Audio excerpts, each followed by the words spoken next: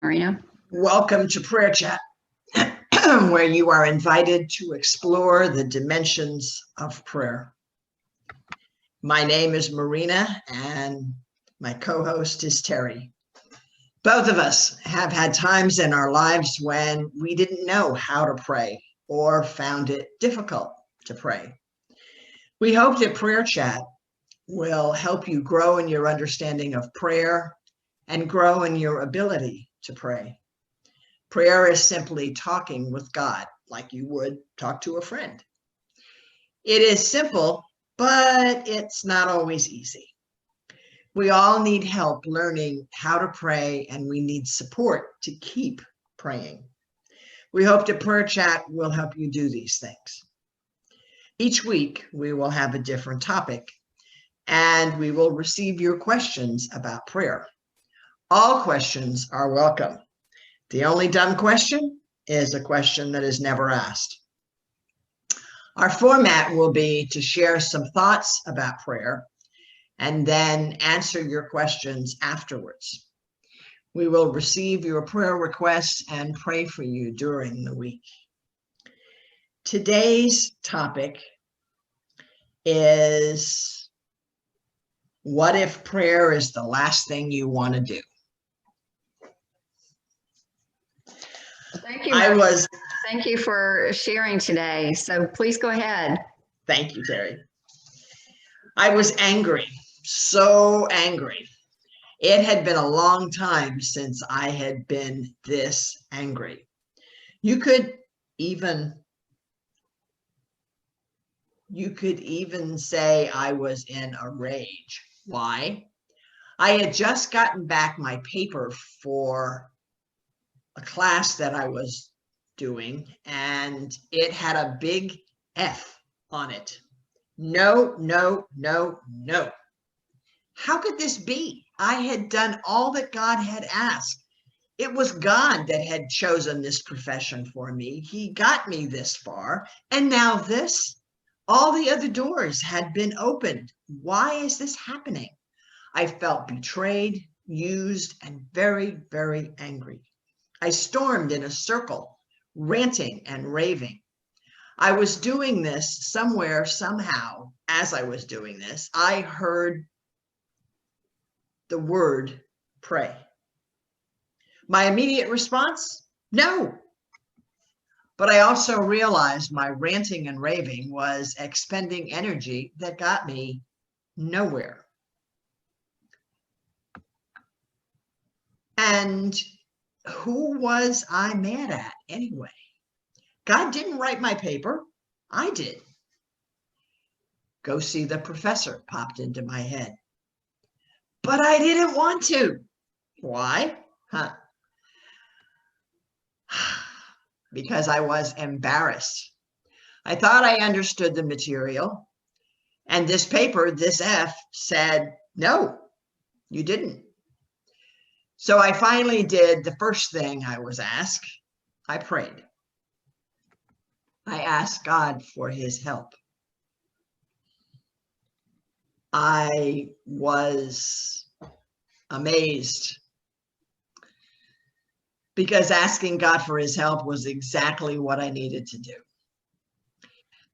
After God calmed me down, after I changed from rage to tears, my next step was to go see the professor. The professor was gracious, showed me my misunderstandings as well as the parts in my paper where I understood the material. So it wasn't a complete loss. And he gave me a second chance. What I learned? To go to God in prayer with all the big things. And I learned that God wasn't responsible for my failure. I had believed that I couldn't fail because I never had. It was a wake-up call for me. With God's help and a second chance from the professor, I overcame this obstacle. I realized that it was self-betrayal and maybe a little of testing God that was the center of all of this. I'm glad I learned that lesson. It did help for the future, and I wouldn't be here if I hadn't learned it.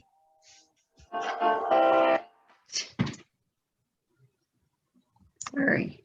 Technological difficulties. Again. Again. Well, I have something on my screen that says restart. I don't know what that's all about. Oh, never mind. I want it to go away, but it won't. Okay, never mind. So your story was that you felt like God had led you to be a pastor, and then all of a sudden you're failing your classes and things aren't turning out the way they're supposed to. Yep. And so you feel like you got angry. You got angry at God because you felt like God was letting you down. That's closer. Yeah, that's accurate. Okay. Yeah. So,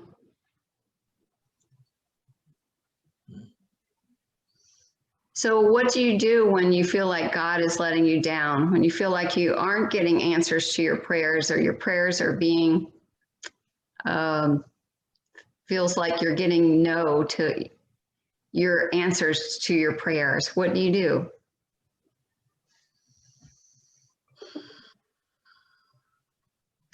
Well, I know that the ranting and the raving didn't help, and being angry didn't help, and crying didn't help. And I guess my background got me back to pray, because it's not about, I mean, this whole thing, my being a pastor in the first place, wasn't about me. It was about what God wanted. It was, my call was such that it was not my decision. It was God's decision. So if God put me here, then for some reason, this is part of that.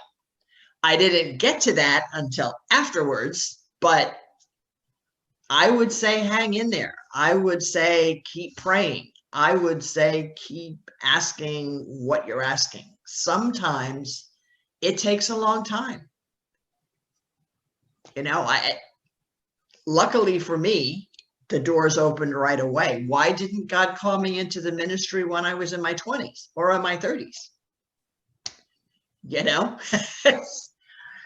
he waited until I was 40 plus to call me in. I'm like, so in one sense, I waited a long time because I didn't know, what God wanted me to do with my life. I tried a bunch of different things before we got to this. So I'm glad that I went back to prayer.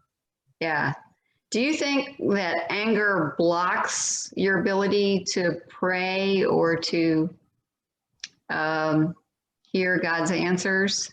Yes. Like God spoke to you and said, go talk to your professor, but you kept ignoring it. Yeah, well, it was when the word pray came out. That was that was the last thing I wanted to do. I was furious. I wanted to be furious. Let me be furious. No. Because it really wasn't getting me anywhere. And I seriously think that in working with this and in talking about it some more, I think that there's a point at which you make that choice. You make that choice to either stay violent, stay angry, stay furious, and do whatever comes from that, as opposed to, let's try something else, because this really isn't effective. So I think it can be a turning point for people. So yeah. So it sounds like you kind of had to let go of your anger and kind of surrender to God in prayer. Would you say that? I would say that, but if I said that in those words, I would probably not do it. So, because that's a scary thing, surrendering to God. I mean, that's part of what this is about. but that's part of what any relationship is about. Mm-hmm. I know in one sense, I surrendered to my husband and what he offered me in order to be this couple that we now are. Does it mean that I give up myself, part of myself, but not all of myself? And he does the same thing. Together, that's what a relationship is. But that's the same thing we do to God, with God, because if we don't, then it's still, this is what I want, Lord, not what you want. And you're going to give me what I want. And we're going to battle it out.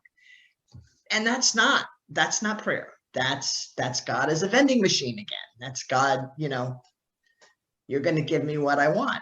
And I've heard people say, what's the point of praying if you don't get what you pray for? It's not about what you pray for. It's about what God's will is and how that's being worked through what you want. So, anyway, that's all I can. Well, it's a little bit about control too, I think. We want to control. Yeah. We want to control this relationship. That's your vending machine God image again. Yep. We want to control what comes out of God. And, we put in our time and then we want to get back what we want. And when we don't get what we want, then we feel like God has let us down. Yeah. But it's not really letting us down. It's like you said, yourself letting you down. You let yourself down. You set yourself up for failure. Yes. Yeah. Well, I did because I didn't believe it would happen. I'm failure proof. God wants this, so fine. I can do whatever. Like, no, you can't. So it was I had stepped outside of my comfort zone, way outside of my comfort zone to do all of this because I was, in one sense, I was perfectly happy where I was, in one sense. But in another sense, I was not. And I knew that inside, which is part of, why I followed the direction that God pointed. So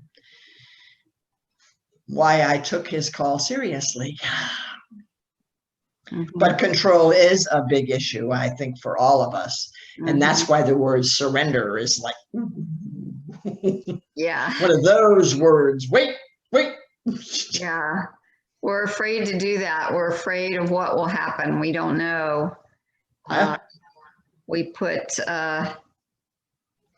it in someone else's hands, and that's hard to deal with. Yes, it is. And we'd rather not do that. Yeah. It's scary. It is. It's scary. It is. Yeah, it's kind of scary to pray to God and not know what God's going to answer. Yeah. And not knowing when that answer is going to come and how long you have to wait. Because the Bible over and over again says the same thing. God does not answer prayers like that. Mm-hmm. It's not okay, turn around. Here it is. Ooh, look at that. Like a vending machine. You put the money in, comes right out. You're fine. No, it doesn't work that way. I know I keep using that example, but it's one of those times when the stuff jams.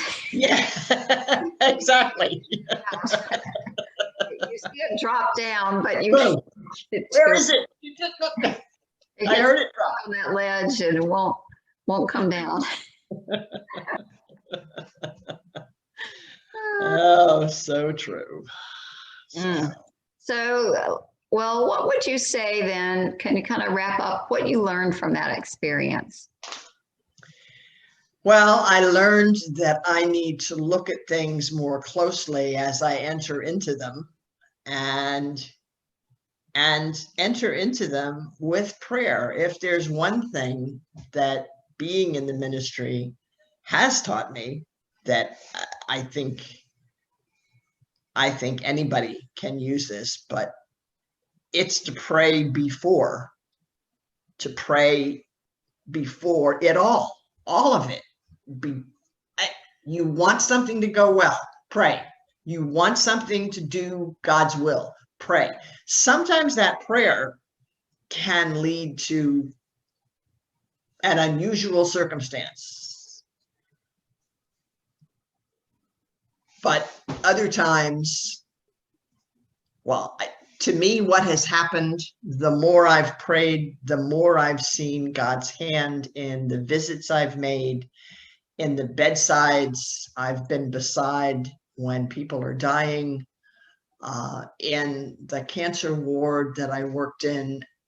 I've seen God's hand throughout after my prayer. I've seen things work that aren't supposed to work,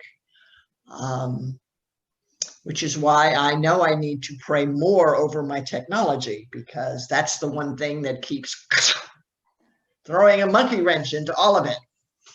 But anyway, I think prayer before we enter into things is a better way of entering into them.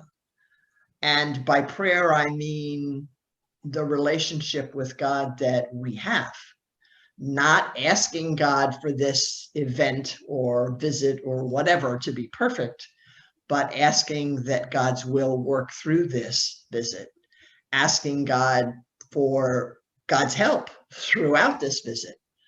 And I've, especially at bedsides where people are dying, I can't do it without God's help. I mean, I say things at the bedside that were not things I had ever thought of before or said before or knew anything about. It's just like it comes because God is present in that conversation. And that's part of the relationship that I hope through prayer we can all build with our God, because that's where God shows up the best. Once that relationship is there and we're working with God, I think that's how the things that are supposed to happen. So I learned my anger is not the proper way to solve a problem. Prayer is. And I learned that inside, I need to keep a check on myself as far as testing God is concerned, as far as control, which is one of my issues, is concerned, as far as, betraying myself with all this. I often use the phrase, don't cut off your nose to spite your face, and I do it. I'm guilty of the very thing I tell other people not to do. So it's like, okay, look at there's even a Bible verse with that. Take the log out of your own eye instead of worrying about what's in your neighbor's eye.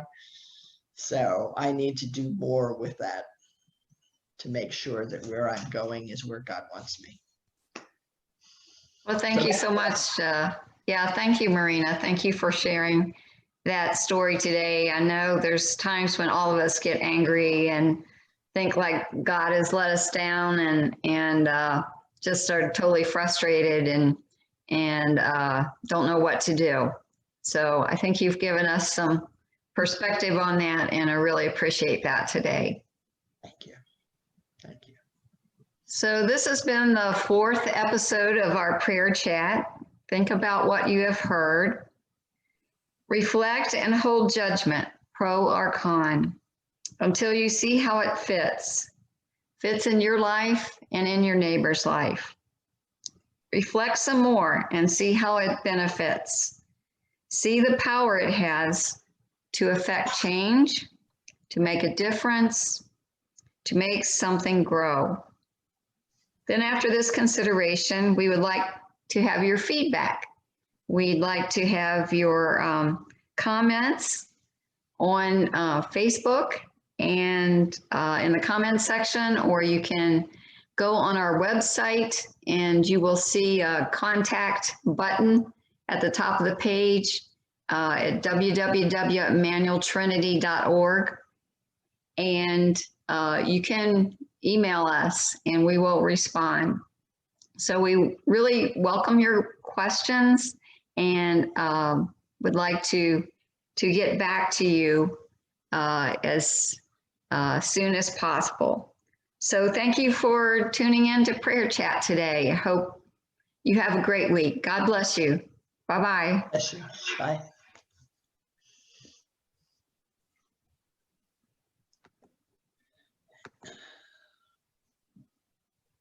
Yeah.